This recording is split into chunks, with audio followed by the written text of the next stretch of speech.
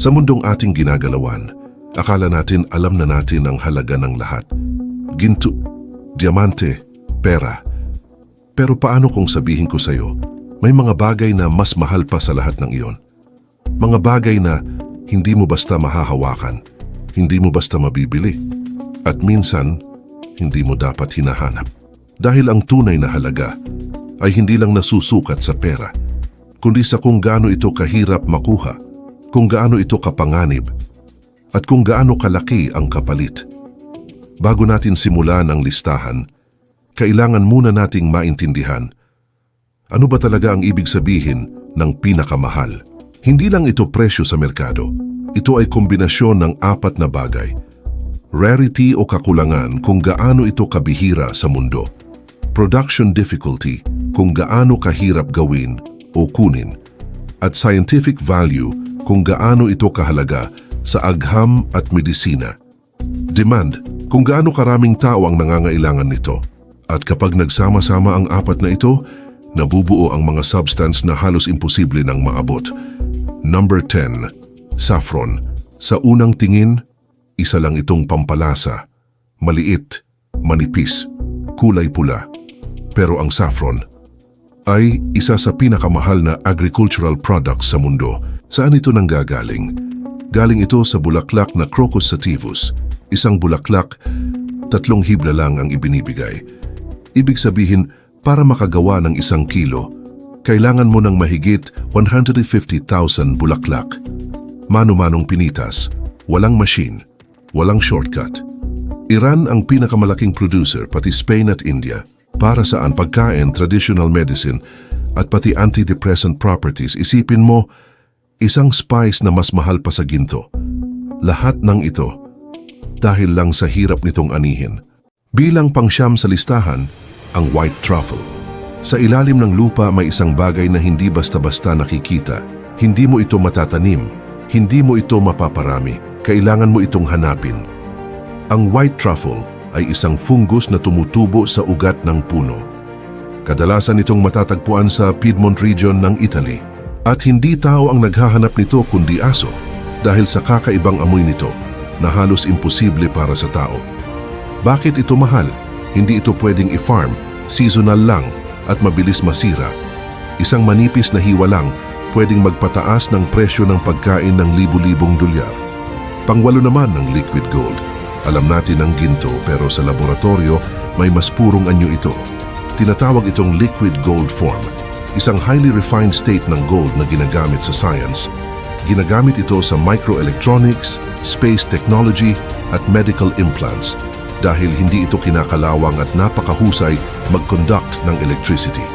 Ginagawa ito sa mga advanced labs sa US, Germany at Japan. Hindi ito alahas, ito ang backbone ng modernong teknolohiya. Pangpito sa ating listahan ay LSD o research grade, estimated $15,000 per gram in controlled research. Isa ito sa pinaka-controversial na substance sa mundo, ang LSD na kilala bilang isang psychedelic drug, pero sa likod ng reputasyon nito, mayroon itong seryosong gamit sa mundo ng agham. Na-discover ito noong 1938 ng scientist na si Albert Hofmann sa gitna ng kanyang mga eksperimento.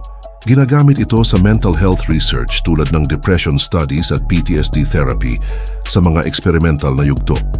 Dahil sa lakas nito, ito ay highly controlled at illegal sa maraming bansa kung walang tamang permit.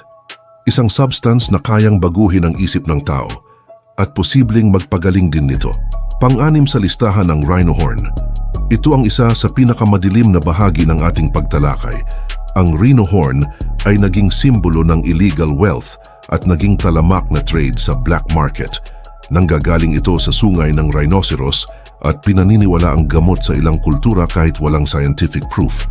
Ang resulta ay poaching, endangered species, at ang unti-unting pagkasira ng ating ecosystem sa Asia at Africa. Minsan, ang halaga ng isang bagay ay nagiging pangunahing dahilan ng pagkasira ng ating mundo. At ito pa lang ang simula. Habang papalapit tayo sa tuktok, mas nagiging kakaiba at mapanganib ang mga susunod. Pang-5 ay ang insulin. Ngayon, ito ay isang pangkaraniwang gamot pero noon, isa itong himala na halos hindi maabot. Ito ay hormone na kumokontrol sa blood sugar. Kapag wala nito, ang isang taong may diabetes ay unti-unting nanghihina.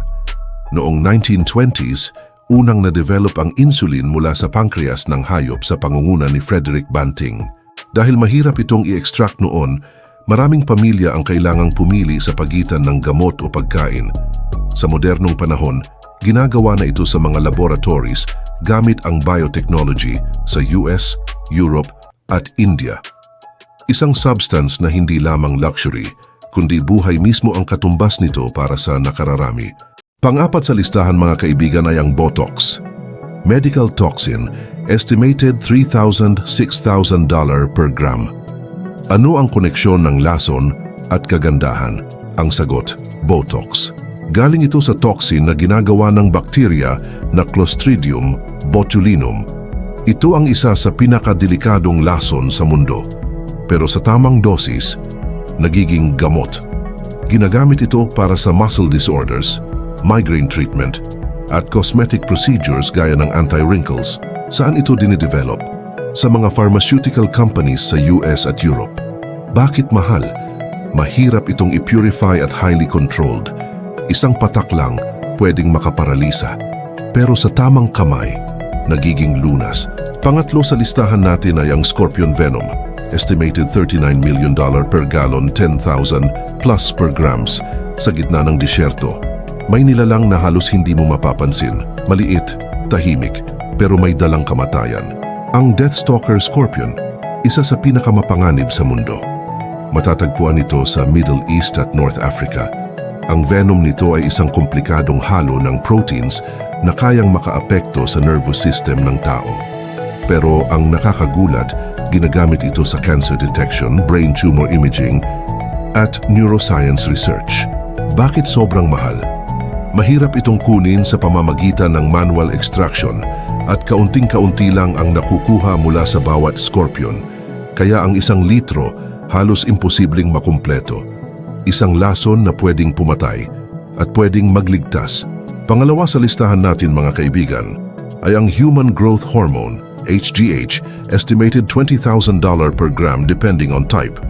Sa katawan ng tao, may hormone na responsable sa paglaki, pag-repair ng cells at pagbagal ng pagtanda. Ito ang Human Growth Hormone. Isang natural na hormone ito na ginagawa ng pituitary gland. Pero para sa medical use, ginagawa ito sa laboratorio. Ginagamit ito sa growth disorders at medical therapy. Pero minsan, inaabuso rin ito sa anti-aging at performance enhancement. Saan dinidevelop? Sa advanced biotech labs sa US, Europe at Japan. Bakit mahal? Dahil sa complex production at sensitive storage. Isang substance na kayang baguhin ang takbo ng katawan. At minsan, ang hangganan ng natural at artificial ay nagiging malabo. At ngayon, ang una sa listahan ay ang antimatter, estimated trillions of dollars per gram, theoretical, ang pinakamahal sa lahat. Hindi ginto, hindi gamot, hindi kahit anong bagay na makikita mo sa lupa. Ito ay antimatter. Ano ito? Isang uri ng matter na kabaligtaran ng lahat ng bagay sa universe. Kung ang normal matter ay may positive charge, ang antimatter ay may negative counterpart. At kapag nagtagpo sila, nawawala o naglalaho sila at nagiging pure energy. Saan ito ginagawa? Sa mga advanced facility tulad ng CERN sa Switzerland. Bakit sobrang mahal? Napakahirap gumawa. Kailangan ng particle accelerators, halos imposible i-restore. Estimate, 1 gramo. Maaaring umabot ng trillions of dollars. Para saan ito? Space propulsion, advanced physics research, and understanding the universe. Isang substance na kayang magbigay ng enerhiya na lampas sa imahinasyon at posibleng magbukas ng bagong yugto ng sangkatauhan. Mula sa isang bulaklak hanggang sa isang bagay na hindi mo makita. Ang halaga ay hindi lang nasa presyo, nasa epekto nito sa mundo, sa buhay at sa hinaharap. Dahil minsan, ang pinakamahal na bagay ay hindi mo kayang hawakan, kundi maintindihan. Sa ating paglalakbay mula sa isang simpleng hibla ng saffron hanggang sa kapangyarihan ng antimatter, natuklasan natin ang isang bagay. Ang pinakamahal ay hindi lang tungkol sa presyo. Ito ay tungkol sa kung gaano kahirap itong makuha, kung gaano kalaki ang epekto nito, at kung ano ang handa nating isakripisyo para dito. May mga substance na nagliligtas ng buhay at may mga substance na sumisira nito. May mga bagay na nagbibigay ng pag-asa at may mga bagay na nagdadala ng kapahamakan. At sa dulo, iisa lang ang aral. Ang tunay na halaga ay nasa paggamit, hindi sa presyo. Dahil kahit ang pinakamahal na bagay sa mundo, kapag napunta sa maling kamay nagiging panganib. Pero kapag ginamit ng tama nagiging pag-asa. Kaya ikaw kung bibigyan ka ng kapangyarihan, pipiliin mo bang magligtas o manakit? Kung nagustuhan mo ang kwentong ito at gusto mo pa ng mga ganitong kwento na puno ng misteryo, agham at aral, mag-subscribe ka na. At samahan mo ako sa susunod nating paglalakbay sa mga lihim na hindi pa nadidiskubre ng mundo.